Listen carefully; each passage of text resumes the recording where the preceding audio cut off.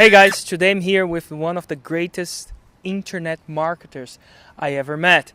He was a special guest on my Fórmula de Lançamento ao Vivo, my special live event on Fórmula de Lançamento. It was completely knocking off people's mind. They were completely blowing his minds. I remember after the event, the number of views of a previous interview I shot with him was out of this world.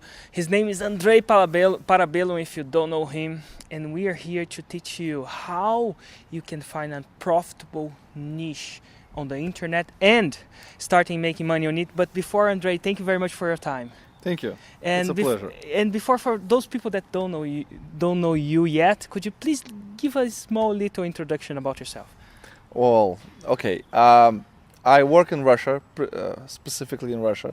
I can't say I dominate Russian market, but I'm one of the big guys in Russia. My mailing list is about 460,000 people. I own a Guinness Book of Record for the largest online business seminar or business webinar ever. 98,000 people signed up and over 12,000 were present from the beginning to the end. And by the way, when the first time I heard this, I said that cannot happen. So I Google your name, Andrei Parabellum, online largest business seminar, and I saw that you actually are on the Guinness. Really, this is awesome. Well, I finished 116 books. I published 80 and change, 84, 86. 42 of them became bestseller. One of my books became Book of the Year last year. We travel extensively and I have students all over the world, and my specialty is info marketing and info business and how to make money online, selling your knowledge, your skills and your information. Awesome. And I think you have I'm not sure if you have this kind of a stat, but do you know how many of your students became millionaires? Do you actually? Well, yes. We calculated it in September, so it's not the latest figures, but 104 students became millionaires. Millionaires? Dollar millionaires, yes. Yes. US dollar millionaires. That's awesome. So, but I happened to be able to grab him and shot this interview because I actually wanted to grab his brain on how, one of the questions that most of the people ask me, how can I actually find a niche so I could explore how, and more importantly, how can I actually start making money with that niche? Well, okay, there are two different ways that you can approach the situation. One is to serve the market, the other one is to make the market. So let's start with the easiest one. So if the market is already there, so you pick a niche that has at least 10,000 people in it. How do you know that? You go to Google stats and you see how many people are looking for something. Okay. So then you see that per month has to be at least 10,000 people looking for it. Better if it's in 40 or 80 or 100,000, but if it's in millions, you would not be able to reach them because it's too expensive. There are too many people, you will not be able to reach all of them. So you have to start with the smaller problems and a smaller niche. So that's one. Number two, it already has to have some people selling information. Already, so it has to be competition. Because it has to be if you're serving the market, if you're looking for the already formed market, has to be competition of people already paying money. Because in info marketing and info business, it's very different from, let's say, furniture market.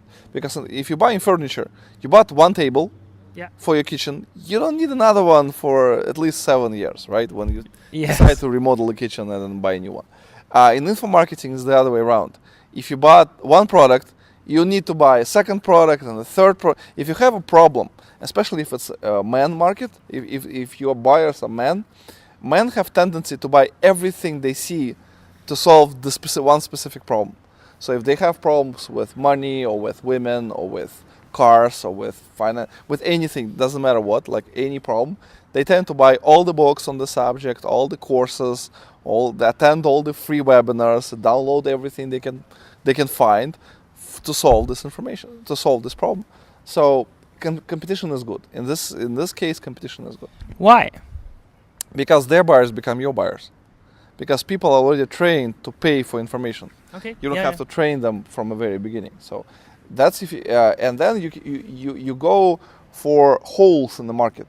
So what I mean by holes. So if the person or if your competition is offering live events but not offering online events, or if they're offering online events but not offering live events, or not offering info products, or not offering coaching, or not offering something. So you find something that they're not offering, a format, a specific format that they're not offering, and or a price tag. So there are, like, you can buy books at like $10, and you can buy products at $2,000, but there's nothing in between. Yeah. So you go with $500 product or with $300 product. So you find your in between different competition, in between different products, you find your sweet spot, and you create products in a format specifically for this sweet spot. But how do you choose? I mean, how would you choose that niche? You know, I imagine there are several niches with. Well, with first of all, something that you have pain, that you have problems, or you had problem, and you had to. So you can get into a niche from three different perspectives. One is I'm the expert, I'm the best. So I've learned everything, I have results, I'm a world champion of something. So, and now time came, and I want to teach you something. So you can be a guru, you can start as a guru, and it's a different start, and it's a difficult start for many people. The mistake is if you're not an expert, or if you're just starting out, pretend to be a guru, because it looks funny. If you're just starting out, you pretend to know everything, people start asking questions, you don't know what to answer, start bullshitting around, that's it, you're done. Work, right? Yeah, it doesn't work. So the second way, which is better, is to go as I'm a student, I'm just a student, I'm like you, I have a problem, now I studied this and this and this and this and this, and that's what I found, and that's what I'm using myself, and that's what I want to share. Cool. So that's the part, the easier part. Or there's a third part. Third part is if you're not an expert at all and you don't want to be an expert, you find an expert and you start making money with them. So you're like a producer. So you produce them. So you find an expert, sign a contract with them, and help them monetize the knowledge. Okay. So they speak, they do. So you organize events for them. You do the get response, and you do whatever. You do the mail database. You do the launches. You do videos, but they're just teaching, and you're selling, and you split it 50-50. So that's a third way to start. So you find an expert that's already known, but not extremely well known, or not monetizing as much as he wants to. Help them make more money, split it 50-50. They're gonna be happy. You're gonna be happy. Awesome. And you said that you should go. There's two ways. You should go to a market that exists. So that's if you go after a market that's already there. If you have a burning desire to go after a certain market which is not there, that's how I started in Russia. That's how I started. Yeah, I mean, there is nothing. I mean, it's like from a science fiction movie that you got into the past. Remember Back to the Future? It's like you got back to the past. And I mean, you are a computer wizard programmer, but there's no computers. Yes. So you have to help them create computers. So then you can create programs. Then you are going to be a wizard. Yes. Something like that. So if you are creating the market from scratch, then your assets and your goal is to have 100 clients. You can do it for free. Free is the best. Free works better. So you start 100 clients. Yeah. You have to have 100 cases of positive transformation from people in your niche. So you start doing it for free. Better, if you do it one by one, it's going to take a lot of time. So you do it in like a free online training. You create a 3-week training, because 3 weeks usually allows for bigger transformations, and then you put everybody in the training, and you teach them one specific skill, or one specific idea, or something like how to create a blog, or how to promote your video, or how to do video copyright, like something very specific. You do one training. Then you package it and sell it afterwards. But your goal is to have first 100 happy people. Case studies that went through it. So then you document the case studies. You do interviews with them like we're doing right now. You put it on YouTube. You put MP3 file on your server. You transcribe. Have somebody transcribe it. Put it as a text, as a article on your website, on your blog, and then so you have this 100, and then you put it in a sales letter for this product. So then all of a sudden people see that, hey, 100 people went through the product, they already have results, some little results, because little results also count. You need little results in order to for people not to feel intimidated. That's only for billions of dollars. Or it's for not me. just, oh, it worked for, I made gazillion, or Right, I right, lost right. that much weight. And Right, so little results is also good. So document all the results you have, positive, and then put it in a sales letter. And then do the version 2, already with like paid for, version paid for. So, and then you start, then what you do, when you're just starting out, you have to do something for free, and you have to do something for money. Because if you don't do anything for free, then there is no reach. Then it's very slow to expand. But if you don't do something for money, then there is no money to pay for advertising, to pay for food, for for your car, for your house, etc., etc. So the best way to do it, have one event for free, one event for money, one for free, one for money, one for free, one for money, and then you keep going. It's like inhale, exhale, and then all of the free content you put out for free, so people can download it on their own, on your site, and then 20% of your paid content you also put out for free. It's like it works like with the drugs. First dose is free. yes, For the second dose, you have to pay. Same thing here. Excuse me. They get the first portion of your training for free. Videos, audios, case studies. But in order to continue, they have to pay. So, and yeah, I figure out about 20%. If you push out about 20% of content, then whatever. So 20% to do it for free of your paid content. So that makes it much easier to sell. And is this the way you started? Yes. How did you start? Well, I did the first free training on how to write my book. And I was not a Book? guru. Yeah, I had no books at the time. Okay. So I couldn't say, like right now I can say I have 116 books, bestsellers, etc., etc. So I can, Really bestsellers.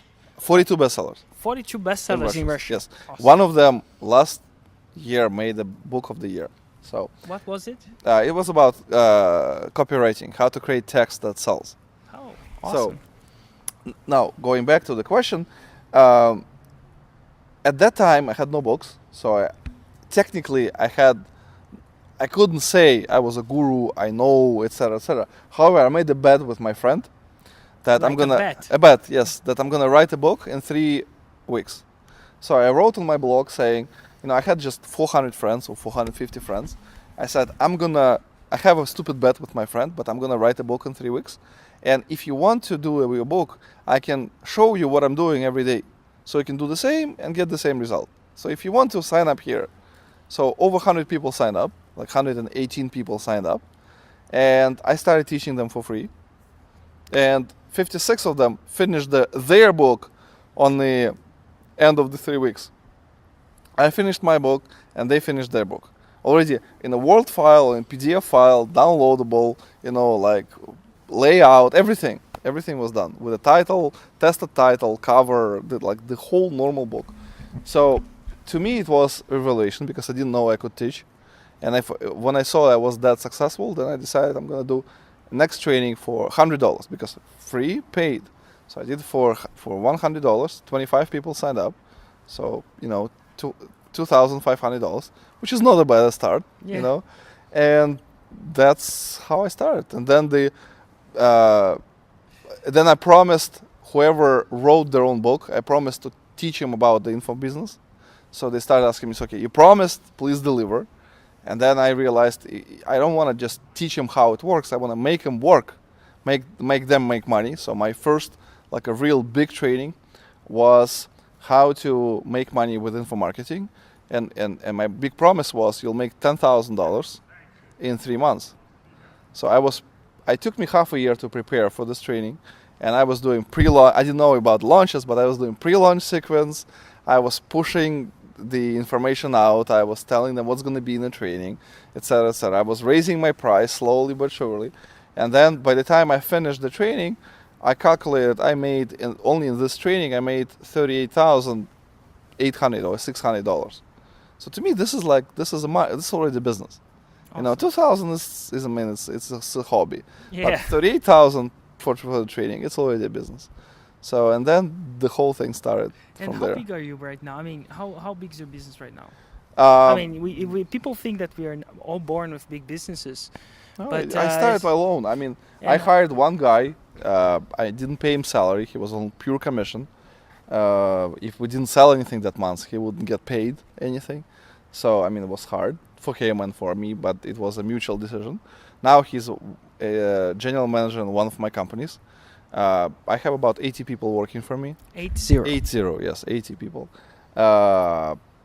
Copywriters, content managers, launch managers, tech support, business coaches, trainers, computer guys, social media people, people that are in charge of the phone room, that boiler room that they call and upsell, etc., etc. I mean, ton of different people. So some of them I didn't know the name even. So because we changed, they change. We fire some, we hire new people, etc., etc. So, Awesome. I mean, it's a ride. It's very interesting. It's extremely fun business. It allows us to travel a lot. I travel. Well, last year I traveled to over 30 cities, Including São including Paulo. São Paulo, yes, including Brazil. Brazil was excellent. I love Brazil. Ah, People just, amazing people. Very open, very friendly. I loved it. I would come again. So next time I will definitely come.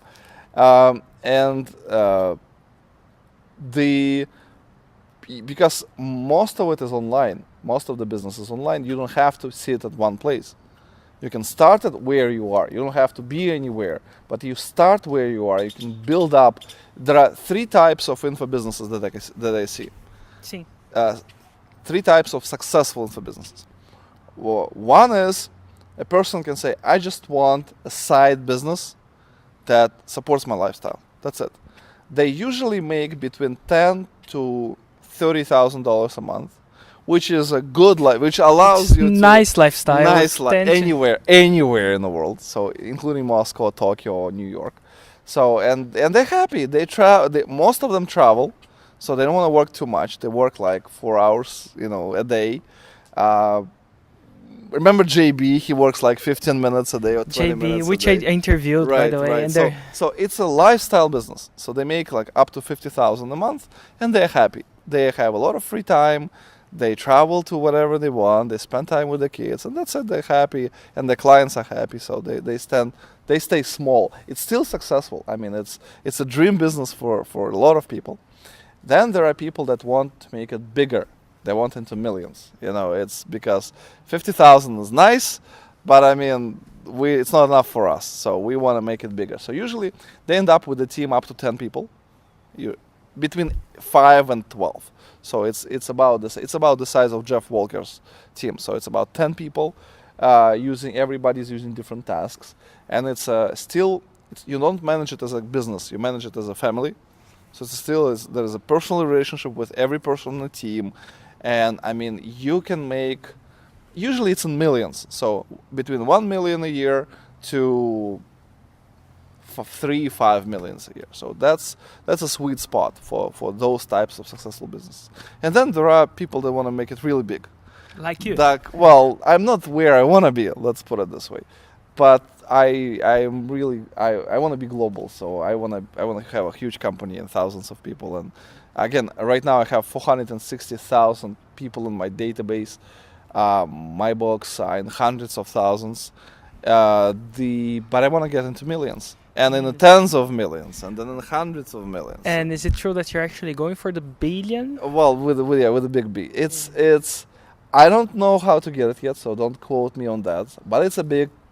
I can't say it's a goal, because goal will kill you. If you don't reach your goal, you're not happy. I'm happy where I am. I'm happy with the journey. Awesome. But my intentions, yes, to get beyond the billion, not to the billion, but beyond the billion. Awesome. Because then I can help people on a massive scale. Right now, I'm doing certain products and certain projects for free or partially for free on the scale that I can. But in order to scale it up, you need to fuel it with money. Yeah. So Awesome, Andre. And I know that we are actually losing light here somehow. But I want you to leave, if you were to leave the people out there that actually want this, right? And you gave a lot of information. But if you want to give one first step to start, just one, what would that be? do one thing every day. Just figure out the niche you're gonna be at, and it doesn't matter where it's already existing market or a new market, and decide to do one thing, but every single day. Spend at least an hour on it. 1 hour a day to reach your dreams, to reach your goals. Because if you're spending less than an hour, you're not serious. If you're spending 15 minutes, you're just dabbling with it. Or if you are working on it one day a week, again, you're not serious. Spend 1 hour, but each day, no breaks, even on Saturday and Sunday, reading, implementing, not reading, implementing, doing something, creating something. Put a free webinar out. See how people will react. Create a short sales letter. Put it out, see what people will say, etc., etc. So sell something, and then you will see how market reacts. If they react positively, then you keep pushing. If they don't react positively, you change your approach, but you still keep pushing. Awesome. One step every day will bring you there. Awesome, Andre. Thank you very much, Thank man. you, Eric. It's a pleasure. See you in Brazil the next time. Yes.